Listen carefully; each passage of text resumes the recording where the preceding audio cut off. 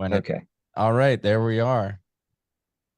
Hello, everybody. Good morning. Welcome. It is 9 a.m. sharp on Saturday, November 4th. Welcome back. Appreciate everybody tuning in to another live stream here on the newly named Code Noobs Programming for Beginners Facebook page or Facebook group. Welcome, guys. Good morning. How's it going, Danny and Randy? Good, man. How you doing? Good, good. Long week, lots of coding, lots of working. Yes. But yeah, it's Saturday morning, so got my coffee. That's it.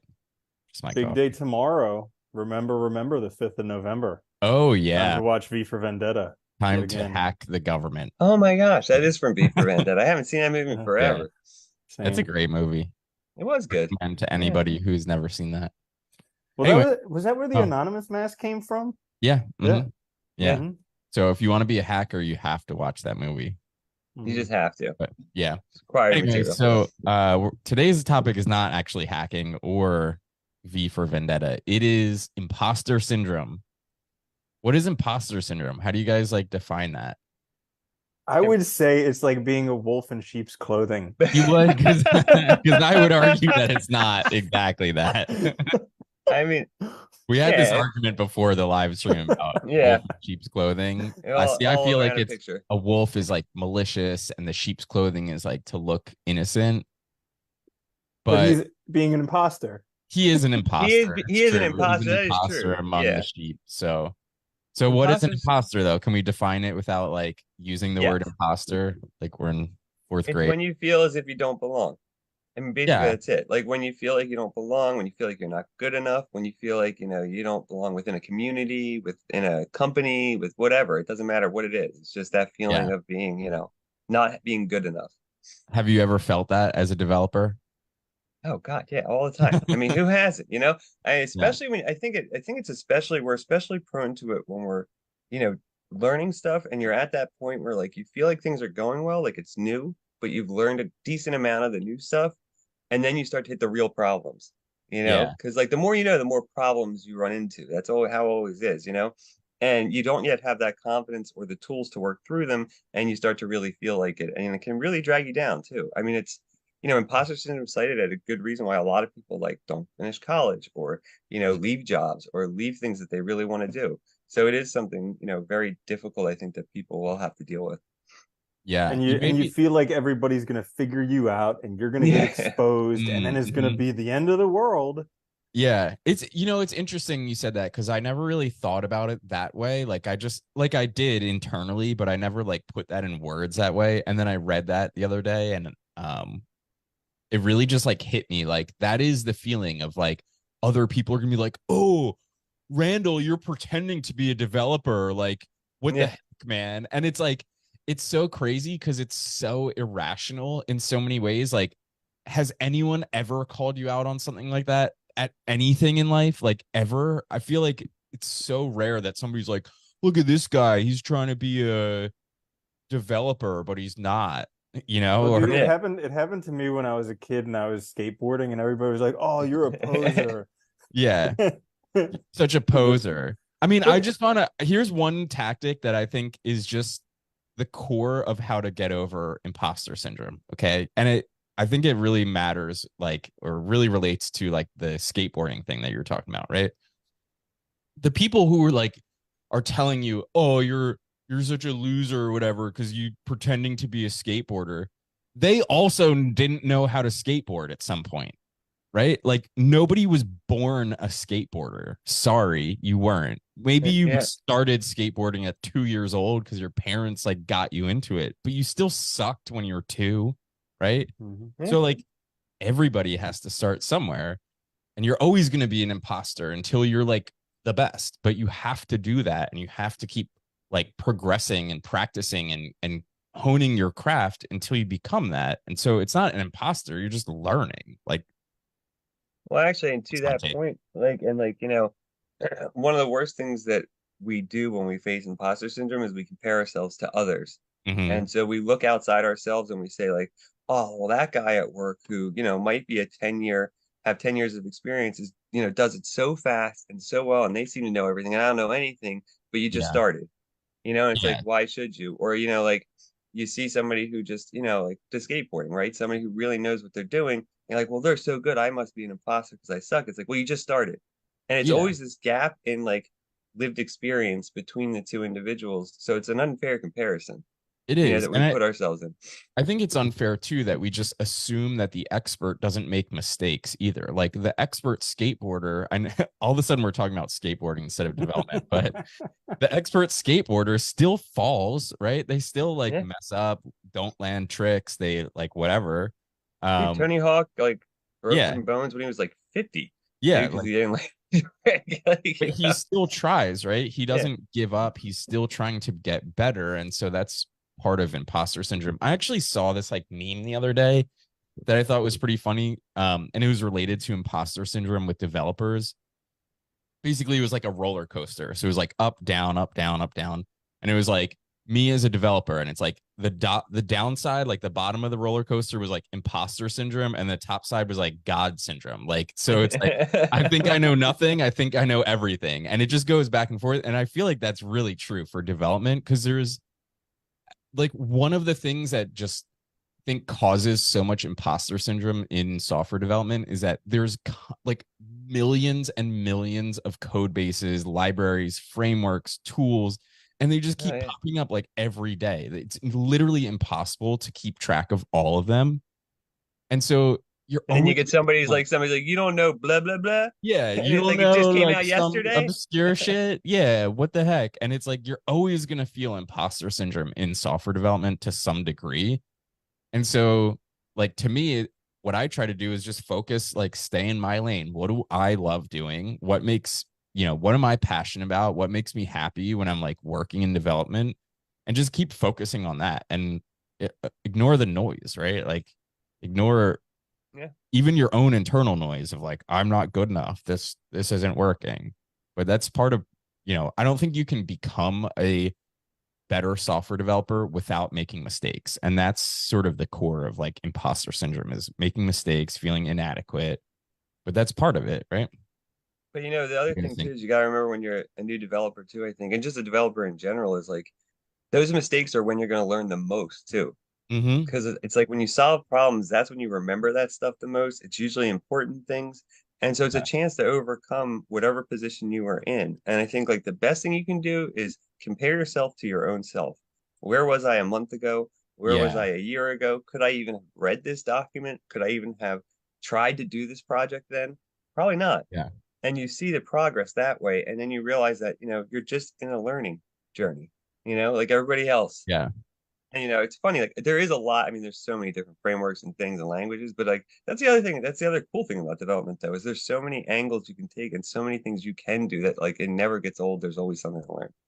Yeah, totally. I had this experience actually this week where I was feeling a lot of imposter syndrome. So I'm working with this company now, and I have a very senior back end developer who I'm working with like pretty hand in hand. And, you know, I wouldn't consider myself an extremely senior developer. I would say like mid, like intermediate to lower senior, and depending upon what we're talking about too, because obviously, like when it comes to some stuff, like I'm beyond junior developer. Like that's just part of it, right? There's no such thing as like I love so total side topic, but like I love seeing people's resumes when they list every single coding language under the sun. They're like, yeah, I'm expert at all those. Hey, I got a thumbs up. Nice. What's going on? Oh, okay. That was weird. So like when people like have, oh, I know C, I know Java, I know JavaScript, HTML, CSS, SQL, like every single thing under the sun. You're like, you don't know any of that. You just heard those. So anyway, Yeah. I have this like crazy like this experience this week where I've been working with this developer, and he's very senior. He's worked on tons of projects. And I actually asked him, I was like, I just sort of want like feedback from you regarding like my code. Like, how do you feel like it is compared to other code bases that you've seen? And he was basically like, he took some time to look over all my code, and he was like, your code is great and it's very clean, and it looks amazing. So sometimes it's great to just get that like reassurance from somebody else and just ask for that feedback, right? Because I'm doing it not to be like judgmental of myself, but I just want to improve myself. And I think it's important that like we sort of humble ourselves as developers, and like, and imposter syndrome goes away when you're just humble, right? When you're like, I just want to learn. I'm willing to like be humble. Like if I suck, I suck. Like that's fine because I'm trying to get better. So it was a cool experience of just like having this developer. And what was interesting too was we're working on a project that uses Firebase, and I actually know Firebase a lot better than he does because he works a lot with AWS. So it was cool because he's working on like backend stuff, and I was like, well, if you need me to like coach you, I'll coach you. And it was like so weird because it's like he's been working in development for like probably 3 times as long as I have. And it was just weird to be able to be like, I'll teach you how to do this as like a sort of like intermediate developer to a senior developer. And he was also like, awesome, let's do that. And I think that's something that's pretty cool about like this industry in general, is that most people are not judgmental. And if they are, they're just a straight up dick, and that's on them. But like most people are not judgmental. They're more than willing to help you learn and like encourage you. Like I don't think I met like 2 people on Facebook before who were like tried to like bring me down. And I was like, okay, dude, like nobody cares your opinion, but that's it. Most people are going to be like, yeah, it's awesome. Like this is the next step. This is how you should. I mean, that's what we're trying to build here, right? We want a community that's positive and we encourage each other to grow as developers. What do you guys think? Agree? Yeah, I think you got to ask questions too, and like you said, humble yourself because Yeah. there's going to be stuff you don't know, and like that. That's a good. That story was a good example too, because the senior developer is willing to learn from somebody else too, because they also Yeah. realize they don't know everything. There's so much Yeah. stuff out there, you just can't. Like, yeah, he'll probably be able to pick it up quick because he knows back end, and that's Right. great. But like it's helpful to have somebody that's already used it, and it's just important to ask questions and not be afraid to ask questions. Yeah. Because it's Totally. like then you'll know the answer. Then you can help somebody else with it later, and that's really all it is to it, right? Yeah. Yeah. I look at imposter syndrome as kind of a hint that you're going in the right direction, because the only time Mm. you ever really feel imposter syndrome is when you're doing something new and you're getting outside of your comfort zone. And Mm-hmm. as long as that new thing that you're doing is in the direction that you want to or will benefit your life in some way, I say just embrace it and go for it. Because I'm sure a lot of people can look back in their lives and see moments when they faced imposter syndrome and got through it. Like I remember Mm-hmm. when I studied physics in undergrad, but we had to learn computer programming, and I got a job doing programming for a government agency because they had a giant budget and they needed programmers, and I knew the language that they needed. But Mm-hmm. the thing was, I look back then and I could barely write a program. I could barely even read a program at that time. Like I shocked myself that I was able to do that job, but they put me in an office with another senior developer so that he could help me grow. And it was something where dealing with that imposter syndrome, you get over it after a while. But you have to I think there's a good mental exercise that you can do that's like, what would it take for me to actually not feel like an imposter in this situation? And Mm. then recognize that maybe you don't need that, or maybe you can just give that to yourself, because a lot of Yeah. times is there are other things that we do where we don't feel like an imposter, and so why is that with that thing, but this thing I feel like an imposter? Maybe because this actually means something to me. It's Yeah. usually stuff we value. Yeah, yeah, you're right. Yeah. It's stuff that really means something to us. I'm curious, do you feel like looking back upon that experience now, do you feel like you were an imposter working that job?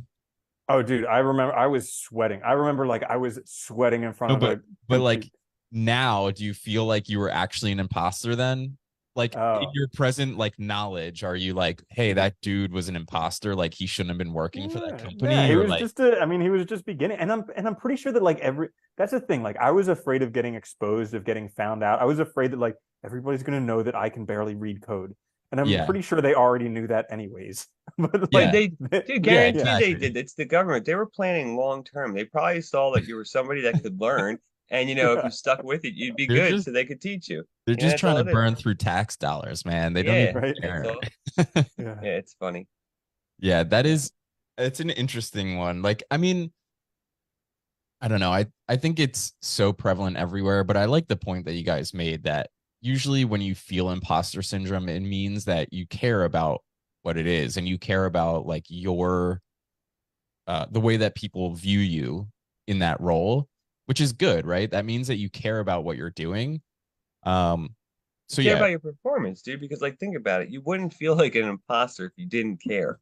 So like right. it's an indication that it's something you really want to do. It's an indication that it means something to you, and it's an indication that you want to be better and that you Yeah, wish you were better. So it's a look at it as like a positive thing. Like, okay, I just need to keep working and learning, and yeah, not let this derail me. I mean, sometimes like I think it's good, if it's really bad, sometimes it's good to take a break, do something else for a little while, talk to a yeah. friend or something. I was There's a gonna lot of things ask you can do. like if you guys could suggest like your top 3 ways of getting over imposter syndrome, what would you say they are? I can Uh, into, but go for it. yeah. So one, there was from the book Reframe Your Brain. The author of Dilbert wrote that book. He had Mm-hmm. to say, I mean, basically, people are scared of being an imposter, but his reframe was everybody's an imposter at something. Mm-hmm. So just recognizing that you've got this shared humanity with everyone else. Another thing is just embarrass yourself early, because that's like the exposure Yeah, that we're all afraid of. We're afraid of being embarrassed because we think we're going to be like kicked out of our social group and we're going to die, you know. yeah. But Yeah. generally, it doesn't happen. So if you can embarrass yourself early and recover from it, then you'll be like, okay, well, can't get much worse than that. And yeah, I have two at this point.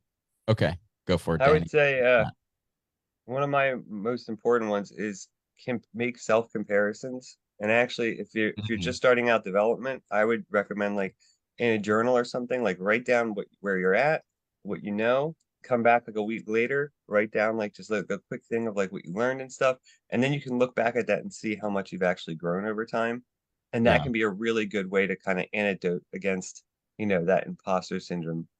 The other thing too is just like Rainey said, everybody's an imposter at first, dude. It means you're learning. And even Yeah. when if you actually talk to people that are in a more experienced position, you'll realize they have questions too. That Yeah. it's just the state of being a person doing something you love, because you're going to want to learn more and grow. And that requires failure and overcoming obstacles, right? I mean, Yeah. Totally. that's how life is. Yeah. Those are my first two. So, Go for it, I got Randall, my and then I'll third. I give got my my third. 3. Yeah. So my third would just be like step back and take a break and then just Yeah. get back into learning. yeah. Yeah. Yeah. So here's my 3, and they touch upon like many of the ones that you said. So I like what Danny said, but I would say even like to help yourself if you find yourself caught in imposter syndrome. Number one, like use your logic is, like you guys said, everybody's an imposter at some point, and it doesn't mean like nobody's gonna really call you out on that or like jump on like down your throat about it. I like it's just not a reality. It's in our heads. Number 2 is I think have like a goal for yourself, like a learning path, right? Like where do you want to be as a developer in 5 years, in 10 years, in 1 year, even, right? And by having that sort of focus, you don't have to think about comparing yourself to other people because you're like, I have a trajectory and I am like here on my way to here. And then you don't have to think about anything else, right? Um, what else? Oh, the second one I was gonna say is just own it, right? Like one of Yeah. the main tactics that I've learned when I was like doing sales a lot is if there's something like in a sale, like when you're talking to somebody and selling to them, and there's sort of like a white elephant in the room, something that like you feel like you need to talk about, but you feel uncomfortable about talking about it, usually the best thing to do is just call it out directly to that person and say, like, I feel like there's this going on. How do you feel about it? Because instead of it like sort of simmering underneath, you just bring it to the surface and then you can handle it. And so part of that like imposter syndrome, I think just owning it and saying like right now I feel like an imposter here, like how can I be better, helps you overcome it because you're not just like in this sort of hiding thing where you're like hiding that you feel like an imposter from other people. Like you can literally say it to other people. I feel like an imposter and I don't know this as well as everybody else. Is somebody willing to teach me? Right. Because that's how you can like overcome it.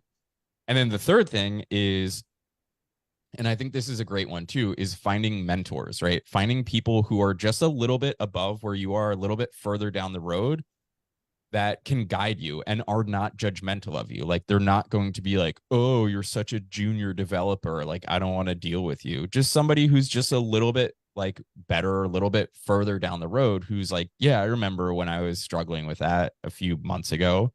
And this is how I overcame it, right? Because that's like a really great way to just make your life easier and get through this sort of mindset. Because I think a lot of software development and that imposter syndrome particularly is all mindset. It's just it's in Yeah. your head, you know. So I would say that's my three. I would add just to that too with the mentor thing. I think is really good too because if people are really good at something and they like it, they love sharing anyway, and they'll Exactly. want to help you. So that's a good one. And my third one I would add too is something I always try to remind myself is just like the fact that other people are good at things provides an example that we can do it and we Yeah. can get there.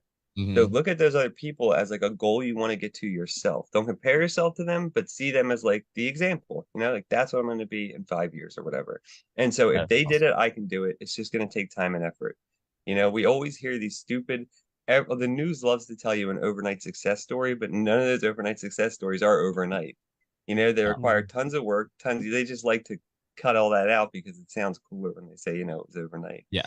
Like, Yeah. I like what you were mentioning there, Danny, about 5 years, because I would say a lot of people kind of hold themselves to the fire, think they need to become a developer overnight or Mm-hmm. in a year or however Yeah. long it is. But if you look, people go to university for degrees that really don't get you anywhere other than a job at Starbucks, and that takes 4 years. yeah, Yeah. And so, just to but work at like the Starbucks. thing, yeah, but like the thing is, given a long enough time frame, you can learn anything. And Yeah. if you really want to be like the crazy thing about being a developer, one, you can teach yourself.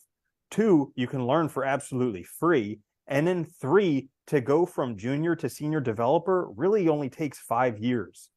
If that, yeah. I mean, Yeah. if you dedicate yourself to one technology too, you can become very senior pretty quick.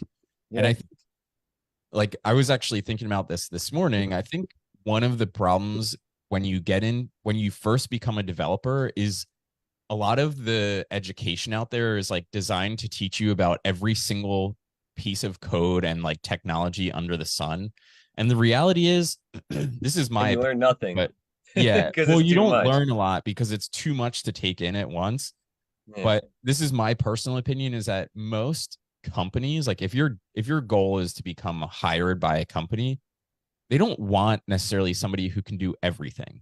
They want somebody who's like very specialized in one thing, right? They want like a back end developer, a front end developer, an AI developer, something like that. Somebody who's very specialized and good at what they do.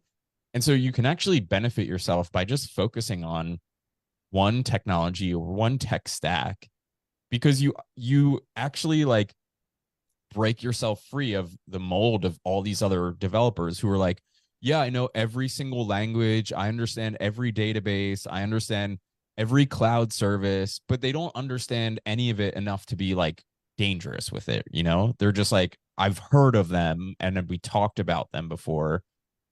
So, yeah, just if Well, you're new, go down like find the route that you want it, like the job that you want at the end and go down that route and just focus on that and put on blinders to everything else because there's just so much noise. Go ahead, and Danny. to your point too, I think once you learn something really well too, one language or one, back end or front end or whatever, anything else within that domain is going to be similar anyway. And And so you can significantly pick it up. easier to Yeah, learn. Yeah. yeah, because you can pick it up quickly after you know something really well. You can pick up other Yeah. ones pretty easily because they all do fundamentally very similar things. So I think that's also an important thing to keep in mind too.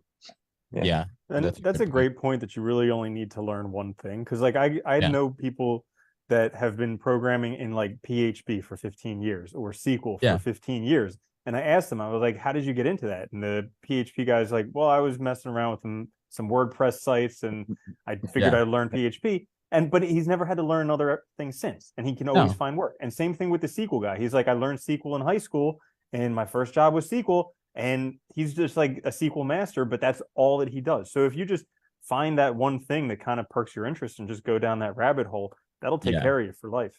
Yeah. Yeah. Because I think of it from like an employer perspective, right? If I'm an employer and I'm looking at resumes and I see two resumes next to each other, one that's like, I'm a back end developer, like Node.js developer. That's all I've ever done is Node.js. Like that's it. I love Node.js. And then this other dude who's like, I have Node.js and React and all this, like a million other languages, if I need a backend developer, I'm gonna just hire the Node.js dude. I'm not gonna hire the other one because I don't need them to do these like 50 different things, right? And also because they've diversified so much, you can't show that this person has like passion in one particular area or expertise, right? They're just sort of like this jack of all trades, master of nothing. And so I think that's interesting because we all took the same boot camp and we all sort of went in different directions too. Like I went front end development with React and Firebase. Danny went Python, you went cybersecurity. So we all sort of diversified into our own sort of like vertical, but that's benefited us a lot. Like if we just sat there and we're like, yeah, we're all full stack developers who know every technology under the sun. You'd never get AWS, Azure, yeah. You literally learned Python, every technology. Django, SQL, yeah, JavaScript, everything. You'd know nothing though. We wouldn't be able to solve any problems. Yeah, You know? and you can't do anything. I mean, you can, I guess, build an app on your own, but like, oh yeah, forgot Android Studio. I know that. Yeah. yeah. Oh my God, that too. Yeah. Everything. Yeah. Yeah. It was Anyway, ridiculous. so All right. yeah, I think that's pretty good. That's like, good. Yeah. nobody should have imposter syndrome here anymore. Okay, like, We're all gonna feel it, but don't worry about it. Yeah. No, you can't even feel it anymore. That's it. Nope. Well, It's gone. the cool thing No. is that you can work through it. So like Yes. recognizing that imposter syndrome is a feeling and it's totally normal to feel it, especially when you're doing something worthwhile for yourself. Recognizing that feeling will come, and that if you continue doing what you're doing, it will go away.